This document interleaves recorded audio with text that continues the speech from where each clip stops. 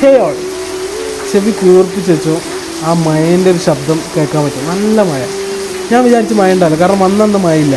ഇപ്പം മഴ തുടങ്ങി. ഓ, വല്ലാത്തൊരു ഫീലാണ്. അങ്ങനെ ഞാൻ പറയാൻ വെച്ചിരുന്നാൽ, നമ്മൾ ഈ കോഴിക്കോട് എയർപോർട്ടിൽ നിന്ന് പുറത്തിറങ്ങുമല്ലോ. കോഴിക്കോടല്ല, ഏത് എയർപോർട്ടാകട്ടെ.